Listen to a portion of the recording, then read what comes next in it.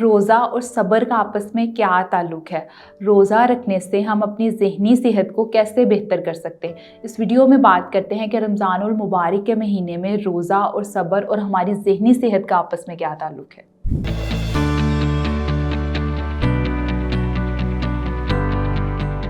अस्सलाम वालेकुम, this is me फ़तिहा Ashraf. आज इस टॉपिक पे बात कर रहे हैं वो है रोज़ा और सब्र के बारे में।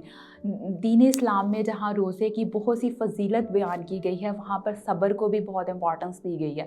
रोज़ा नाम ही सब्र का है। आपके पास बेशुमार चीज़ें हैं खाने पीने की, लेकिन आप सब्र करते हो अपने लिए, अपने अल्लाह के लिए और रोज़े के लिए। इसी तरह अगर आप अपने इमोशनल्स पे बात करेंगे, जैसे कि किसी पर्सन को गुस्सा आता है तो उसको भी चाहिए कि वो उस चीज़ को सेल्फ कंट्रोल करे, अपने ऊपर कंट्रोल करे, क्योंकि जहाँ आप रोज़े में खाने पीने से दूर रहते हैं वहाँ आप लोग गुस्से से और हसद से, और अगर कोई आपका दिल दुखा दे तो इसको भी लेट इट गो कहें। लगता है बाजार के खाने बहुत खाते हो। जी डॉक्टर साहब, मैं ये मेडिसिन प्रिस्क्राइब कर रहा हूँ, वो आप ले लेना। अब कोई भी मसला हो तो मरहम से डॉक्टर की ऑनलाइन कंसल्टेशन बुक करो, क्योंकि डॉक्टर से बात होगी अब घर पर। जहाँ हमारे पास खाने पीने के बेशुमार मौके होते हैं, लेकिन हम फिर भी कहते हैं कि हम लोगों ने सब्र करना है।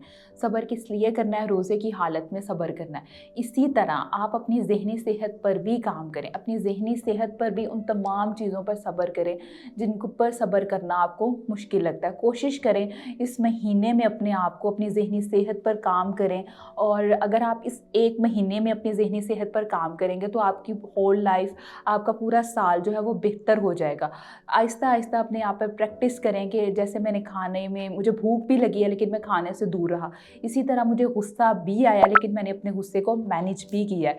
स्ट्रेस में आना, गुस्से में आना, ये एक नॉर्मल बात है। हमेशा चीज़ों को मैनेज किया जा सकता है। मैं या कोई आपकी ज़िंदगी से कभी भी स्ट्रेस को ख़त्म नहीं कर सकते। हम लोग सिर्फ स्ट्रेस को मैनेज कर सकते हैं, और स्ट्रेस को मैनेज करने का सबसे बेहतरीन तरीका यही है कि सब्र करें। आपको तवक्को हो। तवक्को किस बात पे हो? अपने दीन पर हो, अपने मज़हब पे हो। जितना ज़्यादा आप मज़हब के करीब रहेंगे उतना ज़्यादा आपकी मेंटल हेल्थ ग्रो करेगी।